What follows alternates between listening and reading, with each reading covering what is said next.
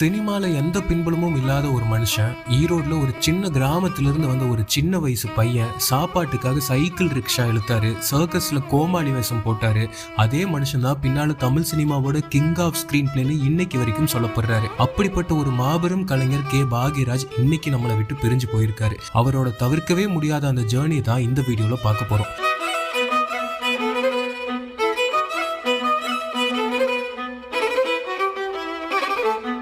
ஜனவரி 7, 1953 ஈரோட்ல ஒரு சாதாரண குடும்பத்துல பிறந்தவர் தான் நம்ம பாக்யராஜ். அந்த காலத்துல பியூசி வரைக்கும் படிச்சுட்டு கோயம்புத்தூர்ல காலேஜ்ல சேர்ந்து பாதியிலேயே டிராப் அவுட் ஆனாரு. ஆரம்ப காலம் அவருக்கு அவ்வளவு சாதாரணமா இல்ல. காலேஜ் படிப்பை பாதியில விட்ட பாக்யராஜ் ஹைதராபாத் போனாரு.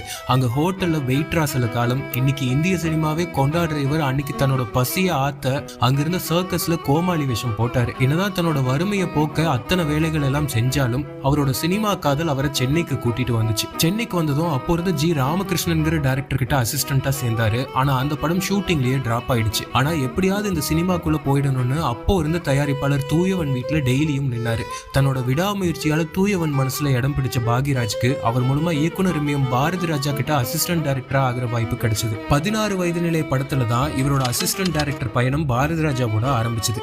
சின்ன சின்ன சீன்ஸ்லயும் டைலாக்ஸ்லயும் கூட பாக்யராஜ் கொடுத்த இம்ப்ரவைசேஷன்ஸ் பாரதி ராஜாவை வியக்க வச்சது. அதே படத்துல சின்ன கேமியோ பண்றதுக்கான வாய்ப்பும் பாக்யராஜுக்கு கிடைச்சது. உடம்பு நெருப்பா கொதிக்குதே மயிலே மயிலே. பாக்யராஜ் ஸ்பான்டேனியஸா டைலாக் சொல்றதும் சீன்ஸ் எழுதுற திறமையும் பார்த்து பாரதி ராஜா அவரோட அடுத்தடுத்த படங்களான கிழக்கே போகும் ரயில், டிக் டிக் டிக் படங்களுக்கு ஸ்கிரிப்ட்ல கூட ஒர்க் பண்ற வாய்ப்பே கொடுத்தாரு. கடைசியில் இந்த தியாகராஜ பாதர்னு ஒரு ஆளு குருதையில் எங்கேயோ வந்தாங்க. அது எங்கேயோ வந்தா கடைசியில நேரம் எதுக்கே விட மாட்டாங்க. இது என்ன அர்த்தம்? காசு கொடுத்து போட்டு குருதை மேல ஓட்ட வரேன்னு எந்திரிச்சிட்டாங்க. கேட்கவே வேணாம். இன்னைக்கு வரைக்கும் தமிழ் சினிமாவோட மிக முக்கியமான படங்கள்ல இந்த 2 படங்களுமே இருக்கு. அதுக்கு பாக்யராஜோட ஸ்கிரீன் ரேட்டிங்கும் one of the main reason. மத்தவங்களுக்காக போலித்தனமா வாழறதை விட தனக்காக மனசாட்சிப்படி வாழறதுதான் நல்லது. நீ மாடலிங்ல மட்டும் இல்ல, வாழ்க்கையிலையும் வித்தியாசமாக இருக்கு. I like you. கமல்ஹாசனோட டைம்லெஸ் கிளாசிக் சிகப்பு ரோஜாக்களோட வசனகர்த்தாவும் நம்ம பாக்யராஜ் தான். எனக்கு ரொம்ப நாளா லைஃப்ல ஒரு ஆசை, ஒரு ஹோட்டல், அதுல ஒரு சின்ன ஏசி ரூம், என்ன மாதிரி ஒரு 10 சர்வெண்ட், நான் முதலாளியா இருக்கணுங்கிற ஒரு ஆசை.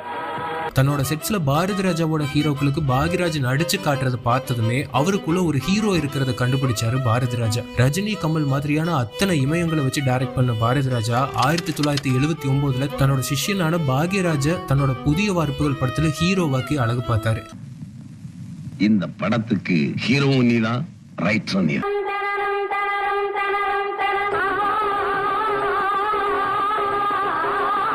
பாக்யராஜ்ங்கிற ஒரு கலைஞன் ஆன் ஸ்கிரீன்ல ஒரு படம் முழுக்க வந்து முதல் படத்திலேயே புதிய வார்ப்புகள் மூலமா மக்கள் மனசுல இடமும் பிடிச்சாரு. ஹீரோ மட்டும் இல்லாம இதே படத்துக்கு ஸ்கிரீன் பிளேவும் பாக்யராஜ் தான். இந்த ஹீரோக்கு இதுதான் முதல் படம்னு யாராலையுமே நம்ப முடியாது. அப்படி ஒரு யதார்த்தமான பெர்ஃபார்மன்ஸ் இந்த படத்துல பாக்யராஜ் கொடுத்திருப்பாரு.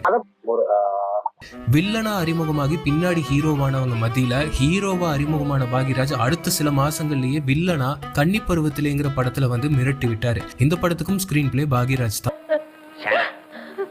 காசி வழியா ஓடும்போதுதான் கங்கைக்கு பேரு தீர்த்தம். கடல்ல சென்றுட்டா அதுவும் உப்பு தண்ணி தான்.